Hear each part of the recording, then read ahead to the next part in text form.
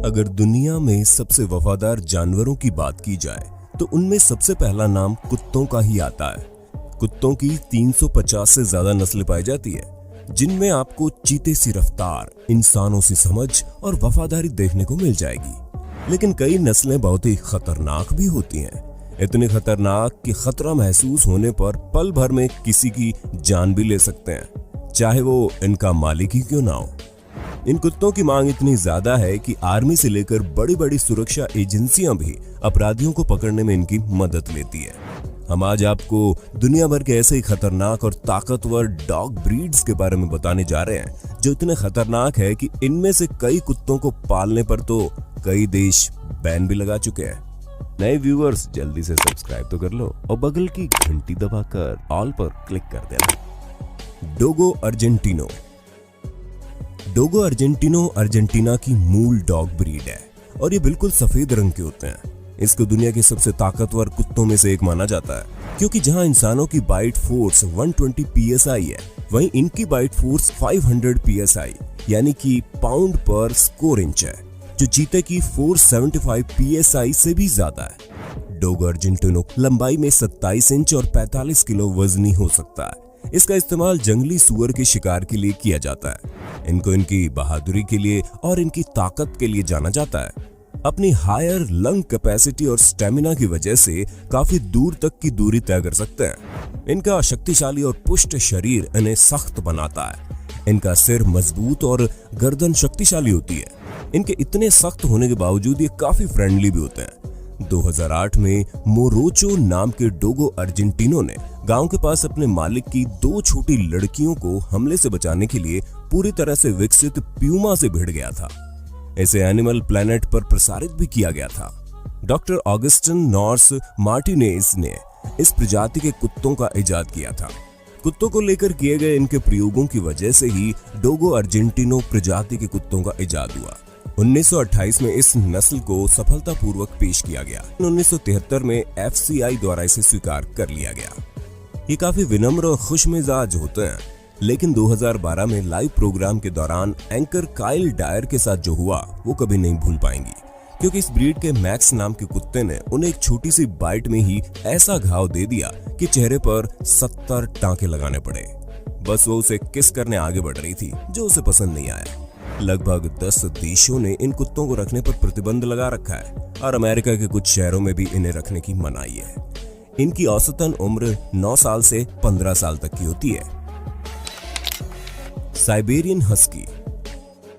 USA में स्थित कुत्तों की वजह से मौत व चोट के मामलों में विशेषज्ञता वाले वकीलों की एक फर्म हिल एंड एसोसिएट के अनुसार हस्की सबसे खतरनाक नस्लों में से एक है, जो लोगों, विशेष रूप से बच्चों को गंभीर चोट पहुंचा सकते हैं अगर उन्हें ढंग से ट्रेनिंग न दी जाए तो। ये कुत्ते मध्यम आकार के होते हैं और इनके अंदर काफी सहन शक्ति होती है।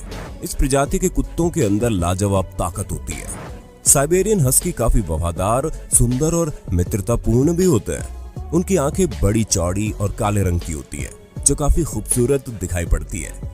इनके शरीर में मौजूद ताकत की वजह से इनका इस्तेमाल बर्फीली जगहों पर एक जगह से दूसरी जगह सामान ले जाने के लिए भी किया जाता है। इन्हें दौड़ लगाना, वजन खींचना, रेस लगाना और जॉगिंग करना बड़ा पसंद है। जैसे कि नाम से ही जाहिर है कि ये कुत्ते साइबेरिया से ताल्लुक रखते हैं। ये कुत्ते 4 फुट तक उछाल मार सकते हैं और 6 फीट ऊंची बाड़ फांद सकते हैं। उनके नीचे से क्रॉल कर सकते हैं, चेन तोड़ सकते हैं, कॉलर को खिसका सकते हैं ताकि खुद को कैद से मुक्त कर सकें। इसलिए इनकी गुमशुदगी की रिपोर्ट सबसे ज्यादा लिखाई जाती है। इन्हें कैद में रहना पसंद नहीं है। इन कुत्तों में कई ऐसी खूबियां होती है जो इन्हें ठंडे मौसम में रहने के लिए मदद करती है।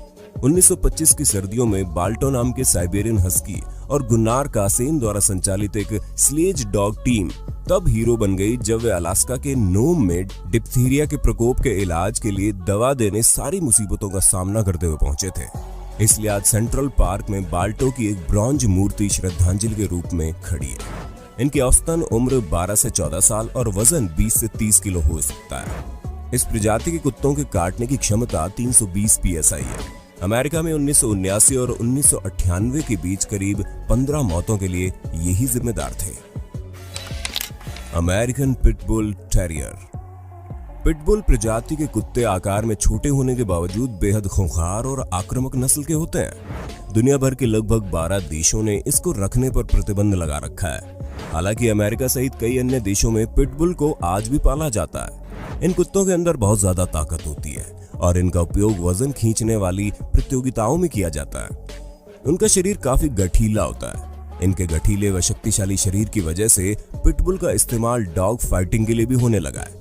इन्हें इस तरह से रखा जाता है जिससे ये बेहद गुस्सैल हो जाते हैं। इनको ट्रेडमिल पर खूब दौड़ाया जा सकता है। इन कुत्तों की काटने की क्षमता 235 PSI होती है, यानी डोगो अर्जेंटिनो की लगभग आधी।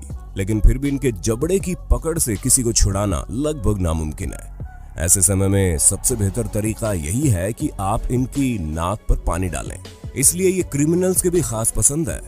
पिटबुल काफी जल्दी सीखने वाला कुत्ता है। अगर कोई इनका दोस्त बनना चाहे तो जल्दी से उनके दोस्त बन जाते हैं, लेकिन इनकी आक्रामकता को रोकने के लिए बेहतर ट्रेनिंग की जरूरत पड़ती है।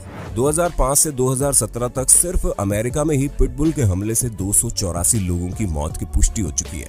इनके हमले की ऐसी कई वीडियोस आपने भारत में भी देखी होगी। अगर आपके पास इनको ट्रेनिंग देने के लिए पर्याप्त समय नहीं है तो आपको इस प्रजाति के कुत्तों को लेने का कोई फायदा नहीं है।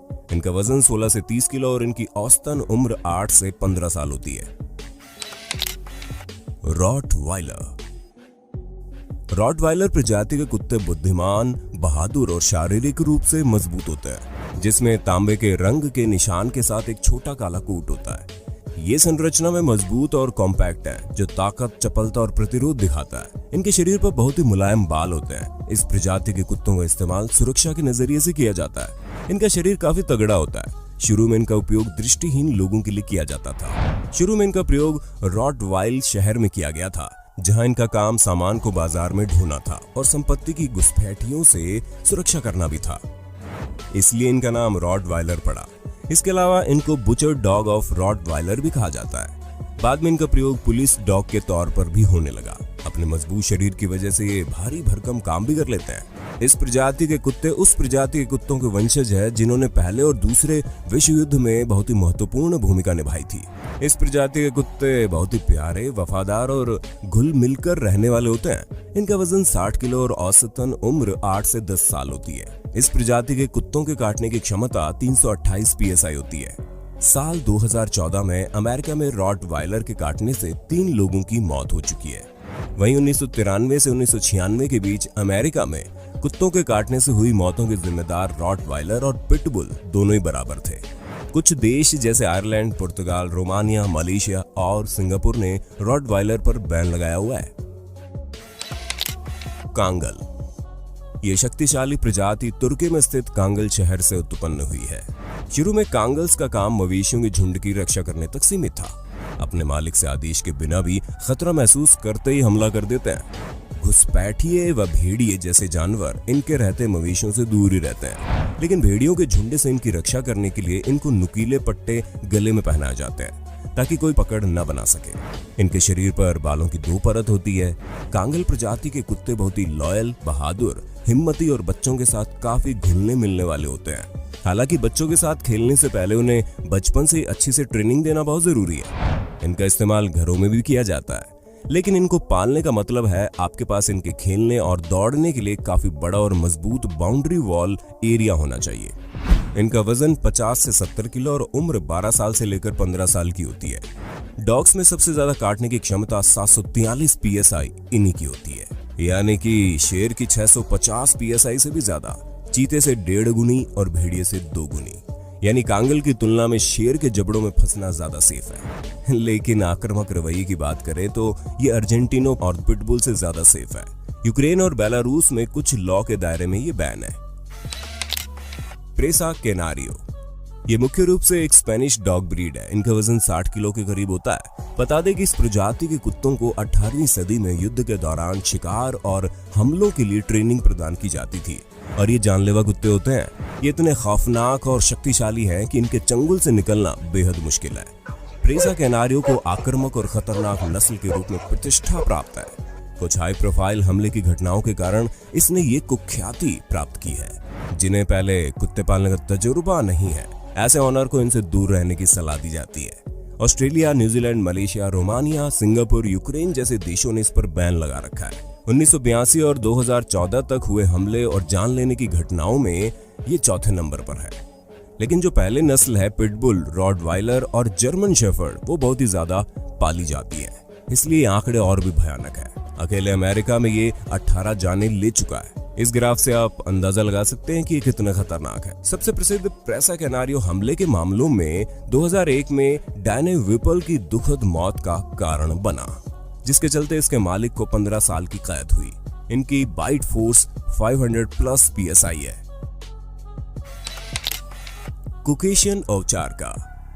ज्यादातर कोकेशियन बर्फीले इलाकों में पाए जाते हैं और ये काफी मजबूत होते हैं। इस प्रकार की प्रजाति के कुत्तों का ज्यादातर इस्तेमाल पहाड़ी इलाकों में निगरानी रखने और चौकीदारी करने के लिए किया जाता है। ये काफी बहादुर होते हैं और इन कुत्तों का उपयोग भेड़ को जंगली जानवरों से बचाने के लिए होता है।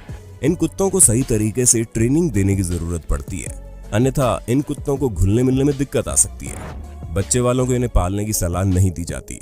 इन कुत्तों की सबसे बड़ी खासियत यह है कि किसी भी मौसम में अपने आप को ढाल सकते हैं। इन कुत्तों को आउटडोर एक्टिविटीज और एक्सरसाइज करना बहुत पसंद है, ना कि घर के अंदर रहना।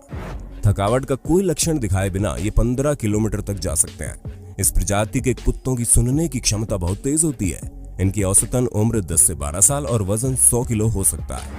इन कुत्तों के अंदर काटने की क्षमता बहुत ज्यादा होती है। इनके अंदर 515 PSI से लेकर 700 PSI तक काटने की क्षमता होती है।